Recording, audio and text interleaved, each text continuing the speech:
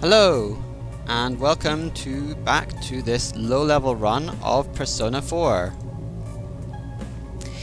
This time we are taking on the next boss, Shadow Yukiko. We have to stop it. That girl's in danger. We know. It's all right, Yukiko. Just hang in there. We'll save you.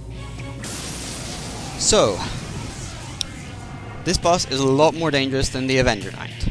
She does a lot worse things than just killing one of our characters each turn. I am a shadow, the true self. Now, my prince, why don't we dance and make merry together? Hang in there, Yukiko. I'm right here for you. Oh, really? Then I'll make sure to give you plenty to deal with. So anyone who's fought this boss knows that she has a really nasty attack, Burn to Ashes. She uses that attack once she's down to half health. So after we deal 525 damage to her, she is going to use this horrible attack which hits everyone for about 200 or more damage with fire. And look, we have less than 200 hit points. So the strategy will be not to let Yukiko use that attack. So, or maybe she can use it once.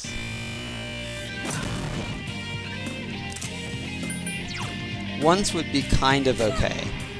More than that would not be okay. Now, that means leaving her at least 525 health. So we're basically going to bring her down as close to that as possible, as quickly as possible. We cast Rakunda last time.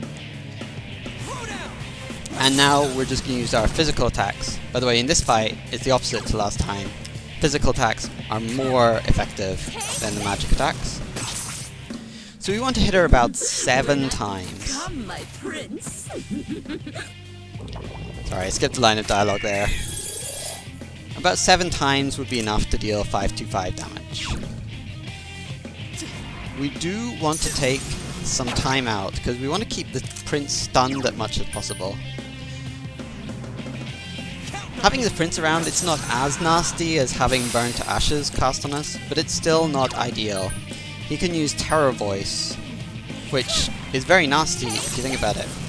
Terror Voice on MC means very often MC will lose his turn. And then we lose another turn healing the effect off of MC, so we don't want that to happen. Let's just keep the prince dizzy as much as possible. Yosuke's hurt. Someone do something. We still have to worry, of course, about people dying randomly to one-shot attacks from Yukiko. In this last turn of Rakunda, let's do as much damage as possible. That's the 6th hit on Yukiko, that's the 7th. So basically this has gone perfectly for us. We got exactly as much damage as we wanted. We've done 517 damage, according to the records that I kept. Of course I had to check how much damage she was taking. So that's very close to the limit. Now Diorama undoes some of our hard work, but he's coded to only cast that once in the entire fight. So now we go more on the defensive. Our first objective is to protect MC, because he can only die, inverted commas, 3 times, right? He'll get protected once by Yosuke, once by Chie, and then he'll die the 3rd time. So he effectively has 3 lives. We want not to use up those 3 lives. So there's 2 ways to protect him, either a Tsukukaja to make him dodge, or a Rakukaja so he can just tank the damage. Here he doesn't have enough hit points for the Rakukaja approach to really work. Therefore, I'm going to go ahead and use Tsukukaja with Yosuke. Therefore, I'll use a Revival Blade with MC on Chie. Yosuke could also have revived, but I want Yosuke to cast the Tsukukaja.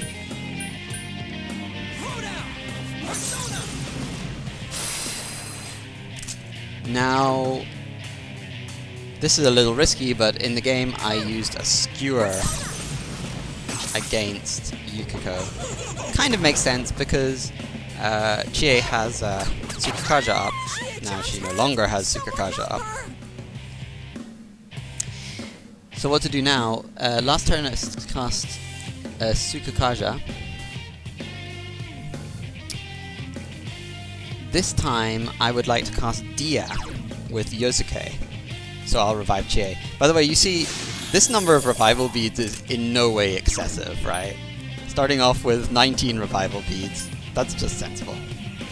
So Dia on the MC, that means that next turn he can use a Rakukaja and he'll be safe. That's great. We do another skewer onto the Shadow Yukiko. Turns out our Rakukaja is one turn too late. So that's effectively used up one of MC's 3 lives. Oh well. We'll go ahead and use the Rakukaja now, so that we can't lose another life in the near future. Tsukukaja is going to wear off MC, that's another good reason to cast Rakukaja now. That leaves Yosuke with no choice as what to do. He must revive.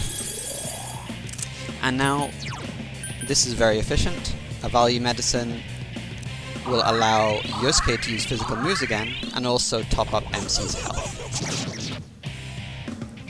Which he would need if he hadn't just dodged that attack. Alright, this is all very nice. We're now going to be able to use Bufu. Since we're going to Bufu the prince this turn anyway, let's use our Rakunda to inflict maximum damage. Yosuke, of course, is committed to casting a Tsukukaja on Chie. It would be nice to use a Supersonic, but it wouldn't affect MC, so let's not waste it now. And Bufu has a chance to miss when both Chie and Prince have Tsukukaja up, but not a high one. The real nastiness is when the Prince has Tsukukaja and Chie does not. For example, because Yosuke was dead the previous turn or something. Or no, because Chie was dead, and Yosuke had to revive her. Alright. Since we have that Rakunda on the Prince, let's go all out on the Prince. Why not? There's no reason to. Defenses are up, Rakukaja is up. MC was at full health before he used that cleave, but still 176 is still very healthy. 160 is about the limit of what we can get away with Rakukaja up to still survive an attack. That's nice, as long as there's no white wall again right now. That's fine, because double fangs, and it misses, great. So we're all good. Terror voice. Now this is a situation where unfortunately we can't. We have to use a sedative, right? This is forced. And the next move is also forced. And so Chie does not end up with the Tsukukaja on. This is bad for 2 reasons. One reason is that there's the slight mischance on Bufu. Actually, it's not a slight mischance, very significant mischance on Bufu. Luckily, we don't get hurt by that. The other thing is that Chie is now less dodgy against this attack. And that hurts us. That hurts us a lot, because we suffer another white wall. Yosuke barely has any health. Okay. MC's Rakukaja has worn off. Let's cast it again. And now, let's revive Chie. Now, Skewer is auto-hit against... anything is auto-hit against a dizzy character. So let's do that. Also, we take advantage of the Prince's Rakukaja. It's important to realize that we don't want to do much more damage to that Prince. We don't really want to do much more damage at all. Okay, this time, since it's the second turn of White Wall and no one has Tsukukaja on, this is a great time to use a Supersonic. If Yosuke uses it, it'll last for an extra turn on the MC, so let's have Yosuke do it. Maybe it would even have been better to use it on... have Chie use it. But what I did was this, so that's what I'm doing this time. Everyone's health is way too low. And Skewer, no point in doing it on the Prince this time. We need about 3 more hits on Yukiko, so let's... no, just 2. 2 more hits on Yukiko. So let's start with that. That Supersonic is paying great dividends. So now, with all the extra time that we got from those dodges, we can afford to heal the MC all the way up. He still has Rakukaja on, which is great. and that removes the risk that we'll lose another life. This time we would be Chie having to defend the MC if he got fatally hit again.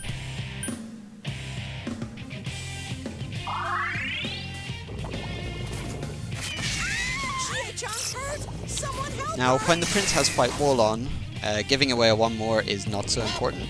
So this is not a big deal that they just killed all our characters. Again, the very, very powerful revive during a boss fight. The turn order is fixed in a boss fight. So that's why our characters can act immediately after we revive them. In a normal fight, that wouldn't be the case. That's how it works.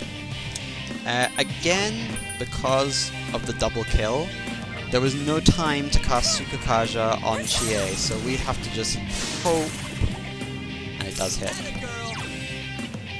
And we really do not want to do any more damage against the prince, because we want to be able to stun him again without killing him. It's very important that the prince stay alive until exactly the point where we want him to die, because when he dies, Yukiko will skip a turn. That's absolutely critical. I'll go ahead and cast a Rakukaja since it just wore off, and we have full hit points to take advantage of it.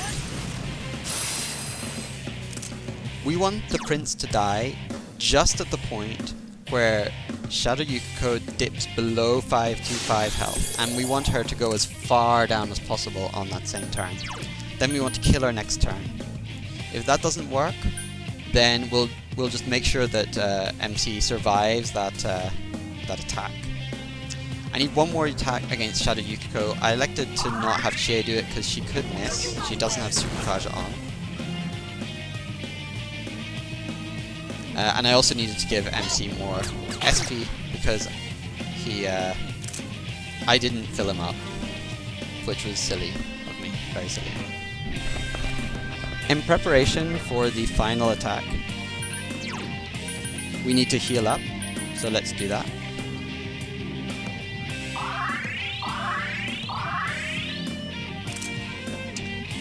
As I said, we need one more attack against Shadow Yukiko, let's do that. And after this, we're going to start our preparations. Actually, we're going to start it right now. The first bit of preparation is a supersonic to boost our hit rate and also to give us more turns, right? We're going to get more dodges, as you can see, on using the supersonic. And that's going to give us more time to do the rest of our preparations. The second piece of preparation is Rakunda. Now, because of those dodges, we have 2 turns to spare. This is a prophylactic move to guard with Yosuke. It ensures that MC won't have to revive him next turn. And this is further enhanced by this value medicine, which also restores both MC and Chie to full health as well. There's the ice resistance gone. Now we can stun the prince. So on this turn, we're going to want to use a Rakukaja on MC. That will ensure he survives any burn to ashes that does happen if Shadow Yukiko survives our assault. The second bit is to stun the prince. We can guarantee a stun on this very critical turn by using an ice cube. The ice cube can't miss. And then once he's down, the Bufu can't miss. The additional advantage of the ice cube over Bufu is that it has a chance to immediately dizzy the prince. That gives us another spare turn, and we'll use that again to guard with Yosuke. The final piece of preparation for our attack is the assault signal. So now with Rakunda and Tarukaja on all our characters, Rakunda on Yukiko of course, our attacks do double damage. So here comes our first round of attacks. As you see, double damage. And in order to simultaneously kill the prince and damage Shadow Yukiko, we're going to use a smart bomb. We have an additional smart bomb in case the prince was above 100 health. My dear prince!